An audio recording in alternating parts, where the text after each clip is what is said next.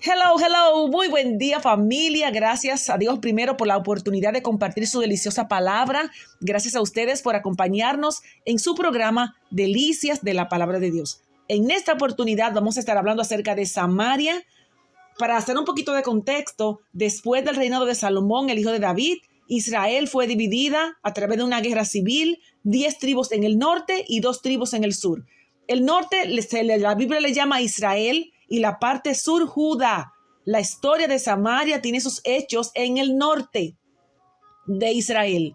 Durante la cuarta dinastía del reino de Israel, la casa de Omri, era el nombre del rey de ese momento, se encuentra el pasaje en la primer libro de Reyes, capítulo 16, 21 en adelante, donde Omri, este rey, compró a un señor llamado Semer el monte de Samaria por 68 kilos de plata.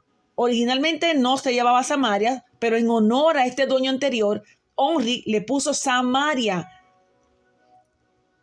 Fue entonces cuando Omri hizo lo malo ante los ojos de Dios, sentando precedentes de maldad, ya que fue peor que anteriores reyes, e hizo pecar a Israel, provocando a ira a Jehová Dios de Israel. Samaria se convirtió en la ciudad capital del reino del norte o Israel, continuando en la idolatría, y el Señor los dejó ser llevados cautivos en esta ocasión por los asirios, a pesar de avisadas profecías.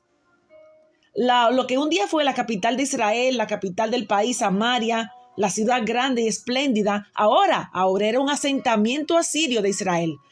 El reino del norte de Israel nunca fue restaurado y se convirtió en lo que conocemos como Samaria. Si buscan en el mapa, Samaria es lo que hoy se llama Cisjordania.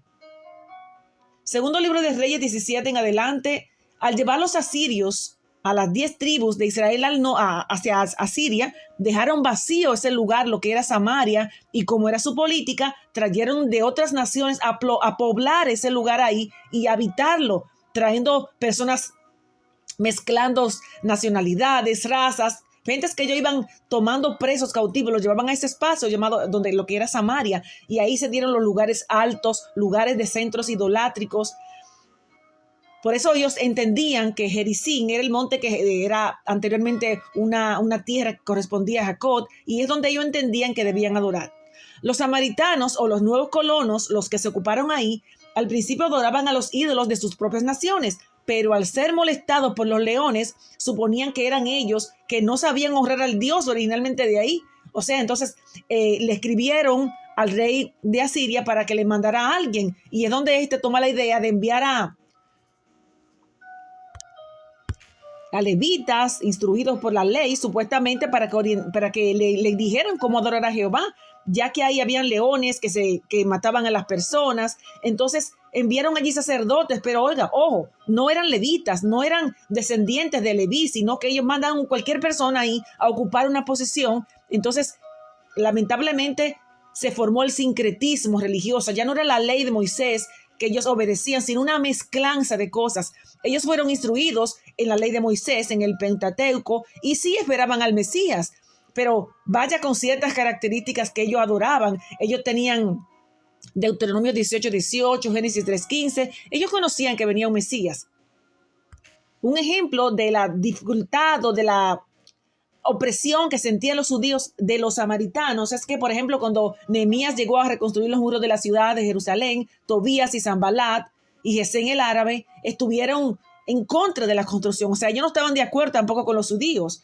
Los samaritanos recibieron solamente la instrucción del Pentateuco y desconocían o desautorizaban lo que eran las profecías, las tradiciones judías.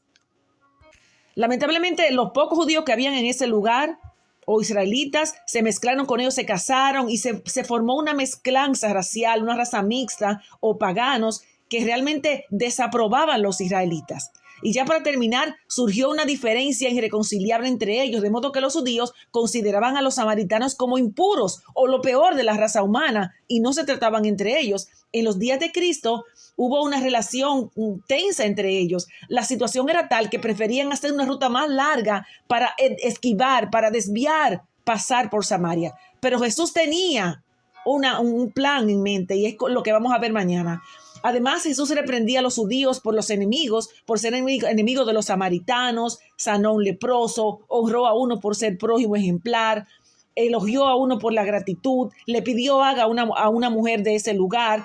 Además, desafió a los discípulos a también llevar el mensaje de salvación.